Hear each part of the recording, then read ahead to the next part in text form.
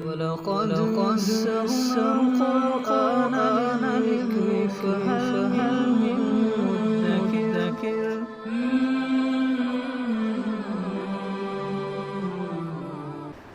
سورہ انعام آیت نمبر 152۔ اعوذ باللہ من الشیطان الرجیم، بسم اللہ الرحمن الرحیم۔ وَلَا تَقْرَبُوا مَالَ الْيَتِيمِ إِلَّا بِالَّتِي هِيَ أَحْسَنُ حَتَّى يَبْلُغَ أَشُدَّهُ وَأَوْفُوا الْكَيْلَ وَالْمِيزَانَ بِالْقِسْطِ لَا نُكَلِّفُ نَفْسًا إِلَّا وُسْعَهَا وَإِذَا قُلْتُمْ فَاعْدِلُوا وَلَوْ كَانَ ذَا قُرْبَىٰ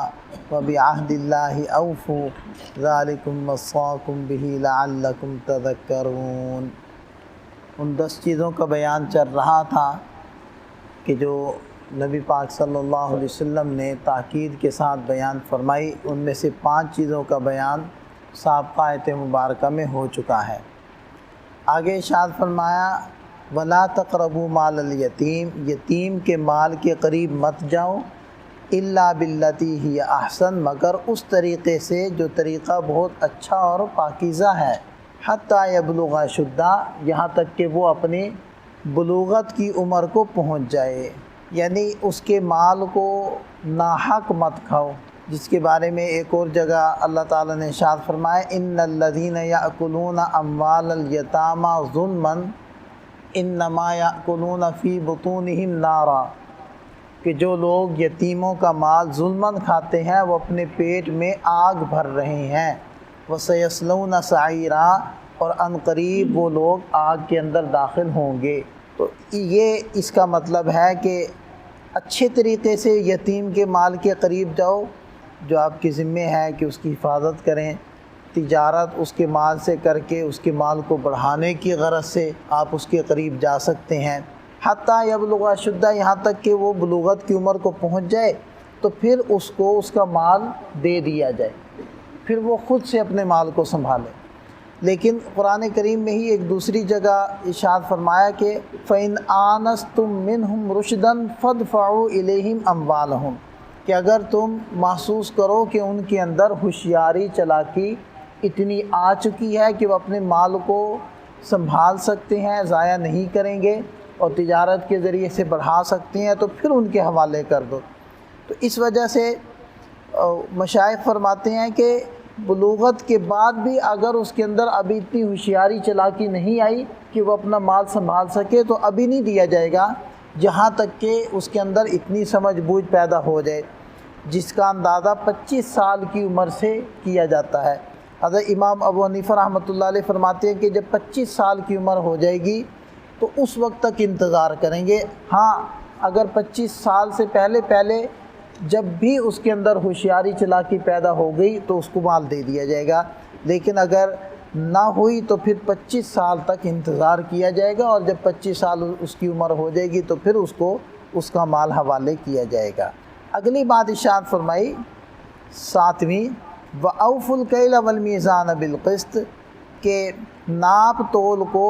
انصاف کے ساتھ پورا ادا کرو۔ قرآن کریم میں اس کی بہت زیادہ تاکید کی گئی ہے، یہاں تک کہ نبی پاک صلی اللہ علیہ وسلم نے ارشاد فرمایا کہ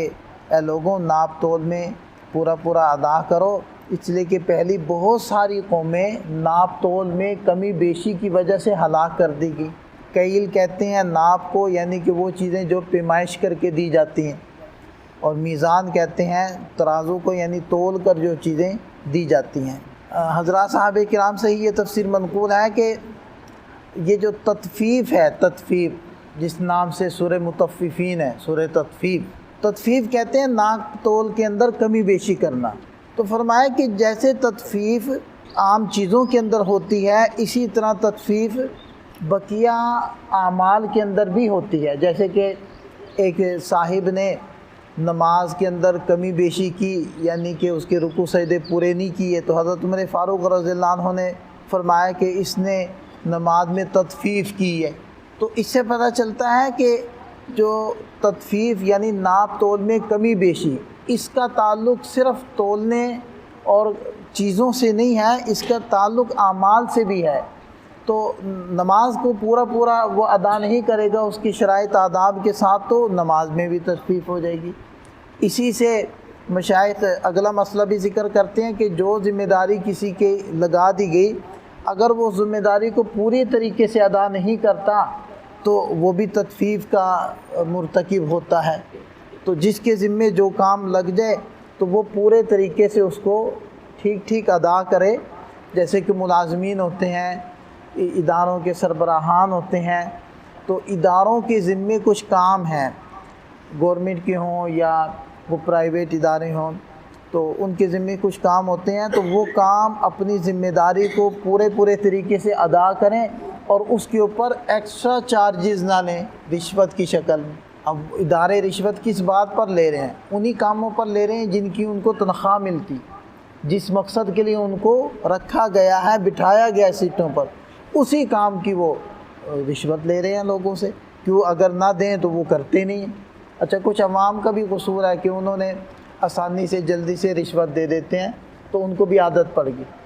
وہ کہتے ہیں کہ جب ملتے ہیں پیسے تو پھر کیوں نہ ان سے لے، لہذا کوئی نہیں دینا چاہتا تو وہ اس کو پریشان کرتے ہیں۔ جہاں لینے والوں کا قصور ہے وہیں دینے والوں کا بھی قصور ہے، انہوں نے بھی عادی کیا ہے ان لوگوں کو۔ ورنہ بعض میں نے اب بھی ایسے لوگ دیکھے ہیں، وہ کہتے ہیں کہ ہمیں پتہ ہوتا ہے کہ 2 نمبر راستے سے 5 روپے میں کام ہوتا ہے اور 1 نمبر راستے سے 50 روپے لگیں گے، تو کہتے ہیں ہم 50 لگاتے ہیں، لیکن ہم ان کو بھی یہ ثابت کرتے ہیں کہ تمہارا یہ لینا ناحق ہے اور ہمارا یہ دینا بھی ناحق ہے، ہم 5 کی بجائے 50 لگا دیں گے لیکن تمہیں رشوت نہیں دیں گے۔ ایسے موجود ہیں، میرے علم کے اندر ہیں ایسے لوگ۔ تو بہرحال ارشاد فرمایا کہ ناپ تول میں کمی بیشی مت کرو، اس کو پورا ادا کرو۔ لا نکلف نفس الا وسعها، ہم نے کسی جی کو مکلف نہیں بنایا مگر اتنا ہی جتنی اس کی طاقت میں ہے۔ یعنی اب تم گرام اور آدھا گرام اور اس کو بھی پورا کرنے کے چکر میں پڑ جاؤ تو یہ انسانی طاقت سے باہر ہے۔ یعنی بہت معمولی سی کمی بیشی اگر ہو جاتی ہے تمہارے نہ چاہتے ہوئے تو اس کی معافی ہے، ورنہ تم نے اپنے تئیں کوشش یہی کرنی ہے کہ تم نے پورا ادا کرنا ہے۔ اس لیے نبی پاک صلی اللہ علیہ وسلم کی سنت مبارکہ یہی تھی کہ آپ علیہ السلام جھکتا تولتے تھے، جھکتا دیتے تھے، یعنی زیادہ دیتے تھے، اور اخلاق کا بھی یہی تقاضا ہے کہ آپ جھکتا دیں۔ اور یہ تعلیمات موجود ہیں شریعت کے اندر کہ جب دو تو جھکتا دو اور جب لو تو پورا لو، یعنی زیادہ نہ مطالبہ کرو۔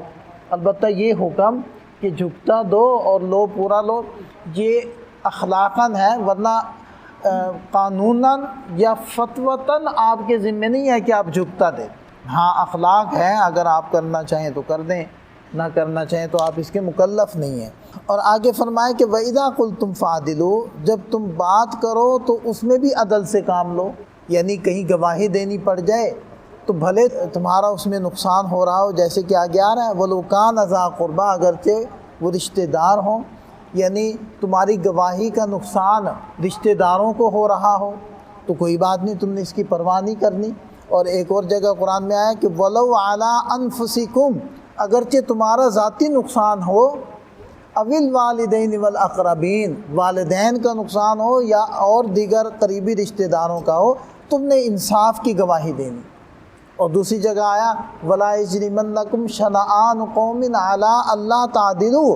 کسی قوم کی دشمنی بھی تمہیں اس بات پر نہ ابھارے کہ تم انصاف کی گواہی مت دو یا انصاف والا معاملہ مت کرو، تو کسی کی دشمنی میں بھی انصاف سے مت ہٹو۔ لہذا ارشاد فرمایا کہ وَإِذَا قُلْتُمْ فَعْدِلُوا، جب تم بولو بات کرو تو پھر انصاف کے ساتھ بات کرو۔ تو اس کے اندر وہ بھی آ جائے گا جو فیصلے کرتے ہیں، جب کسی کے ذمہ ہے فیصلہ کرنا تو اس کو بھی چاہیے کہ وہ انصاف کے مطابق فیصلہ کرے، اور اگر وہ تحقیق کے اندر کوتاہی کر رہا ہے جس کی وجہ سے صحیح نتائج تک پہنچ ہی نہیں پا رہے تو پھر وہ بھی اس میں قصوروار ہوگا، اور اس آیت مبارکہ کے مفہوم میں آ جائے گا کہ اس نے نافرمانی کی ہے اس آیت کی۔